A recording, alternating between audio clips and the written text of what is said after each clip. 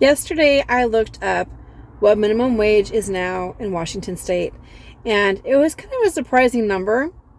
If you are new to my channel, please pop over to my community tab and do a quick survey for me.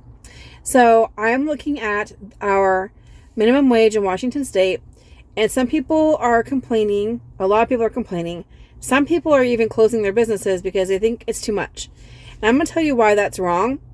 Yes, from an employer's perspective, it might seem like a lot because you have to think of your expenditures, but it's not enough to live on. So it's been a long time since I made minimum wage. I'm 45 and, I'm college educated, so that's not my bracket, but I am also a mother and I'm a teacher, and I look at my students many of them are going into minimum wage jobs, and I am really worried about them. I'm really worried about financial situations, especially with the housing market and the prices of shelters, as in like apartments, rentals, things like that. I'm Aubrey. This is Crybaby Settlement Homestead. I generally talk about things like gardening, homesteading type projects, sometimes about economy and culture and things that are happening in the world around us. And hopefully you'll enjoy a little bit of segment talking about the minimum wage issue.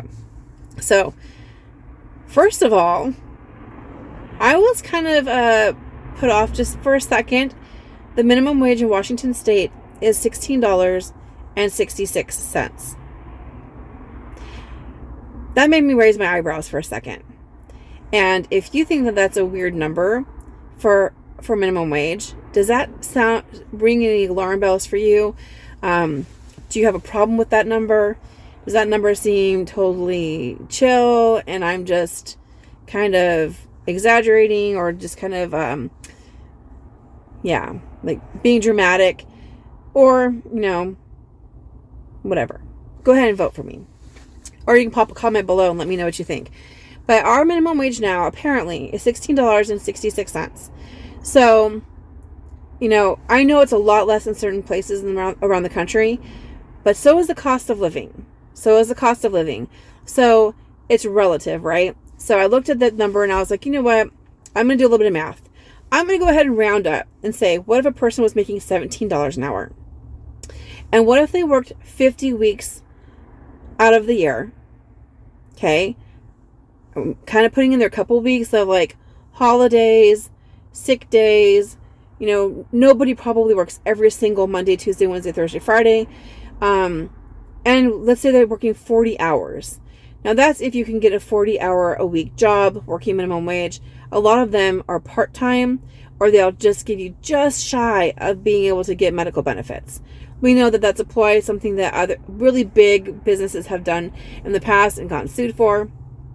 If your company's doing that to you, you might look into it, but sometimes they'll fudge the time and change the time so it looks like they didn't quite make 40 hours if that's the policy to get medical benefits.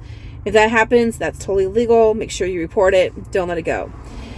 Now, but some people are working multiple minimum wage jobs because they might work at one place and get 20 hours and work at another place and get 15 hours and not quite make 40. But we're going to go ahead and round up.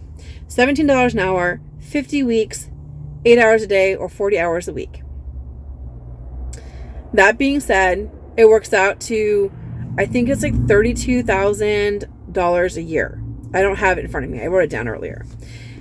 Considering that my first year teaching, I technically got about, I think it was like $33,000 or $34,000 a year.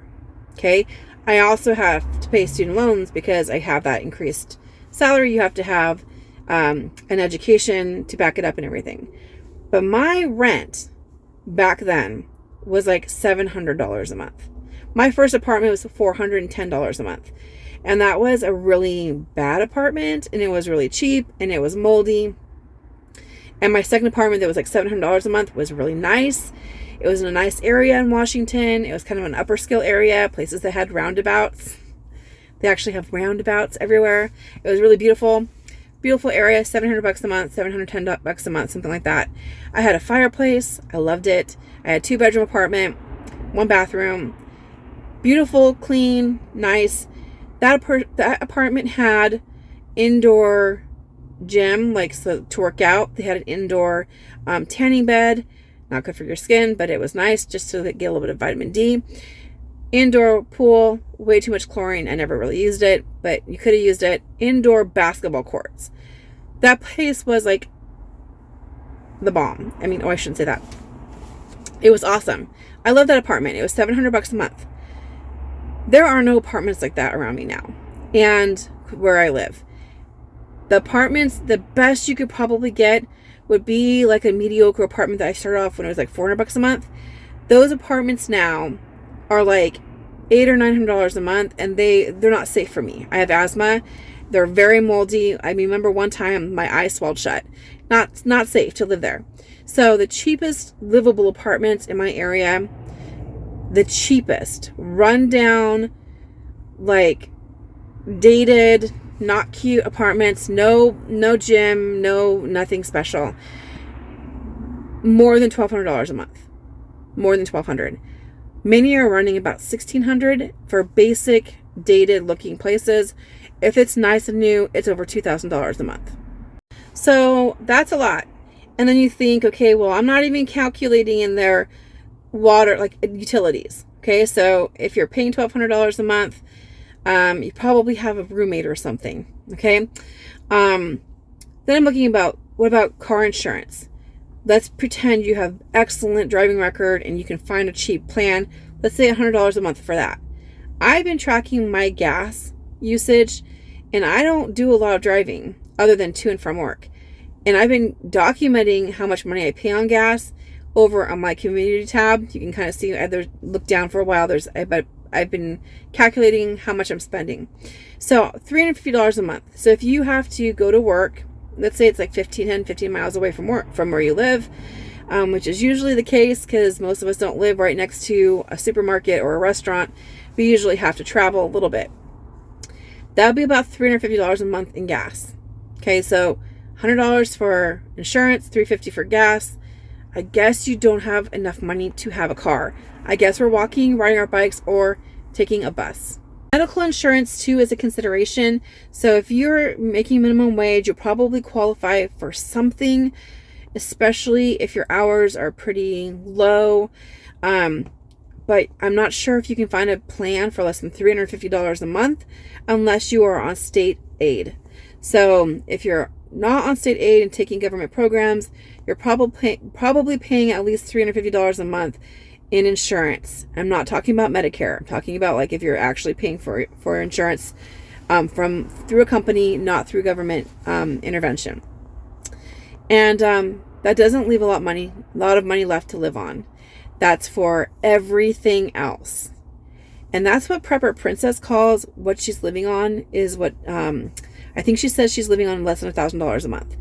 And I believe her. And that's something you can do if you don't have debt, if you don't have student loans, if your house is paid for. If all you have to pay is property tax, your utilities, and your food, it is possible. Believe it or not, when I put this all together, a person making $16.66 would have $666 to live on. I'm sorry, I want to round up, $667, okay, to live on.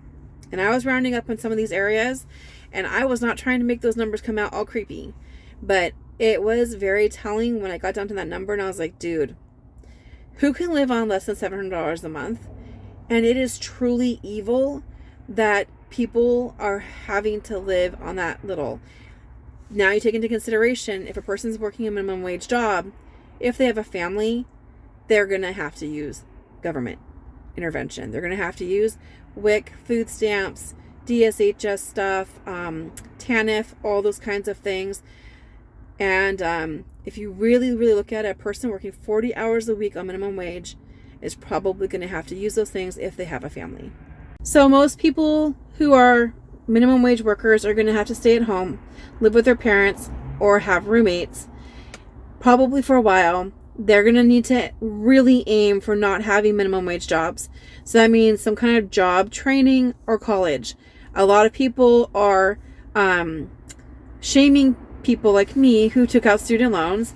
And if I did not take out student loans, I would be living in poverty. I'd still be living in a trailer park like I did when I was little. And I wouldn't have a stick-built house. My kids would not have new clothes. They'd only be able to use salvaged, reused clothes, hand-me-downs, and things like that from yard sales. No shame in that. I love yard sales. I love going to those. But I don't like to have my kids rely on those kinds of clothing or be embarrassed having to wear someone's clothes that someone might recognize them wearing it. So I was just doing the math on this subject, and I wanted to have a conversation with you.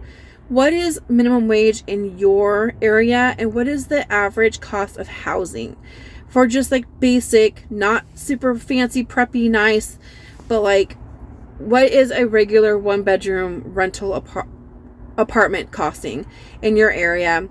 And what is your minimum wage per hour? What are your concerns? I mean, there are people here in Washington State saying that that's too much money to pay somebody. And I understand if you have a lot of employees, but you happen to be a small business. Some people pay their workers and their business expenses before they pay themselves. And they actually don't make very much money. So people will think, oh, they have a business, they must be rich. That's often not the case with small businesses. They're often making just a little bit more than their employees. And I know a couple of business owners who don't make as much as their minimum wage employees. So that's a possibility. That's why a lot of small businesses go on. The cost of having employees is so high. So I'm not going to try to belabor the issue, but labor costs, and everybody has to have some kind of income to support themselves. If you want to be reasonable, $700 a month is not enough to live on, not even for one person in Washington State. Is there a state where $700 a month after you're paying for medical, lodging, or like housing and your vehicle to get to work, is $700 enough to live on anywhere else? Because if you're trying to think about, let's say you have a medical bill and you have your insurance, but you still have a bill after that. You have to pay for prescriptions. I can't speak. For your food, there are all kinds of bills that come up. You know that. That's not enough. From my perspective, that's definitely not enough.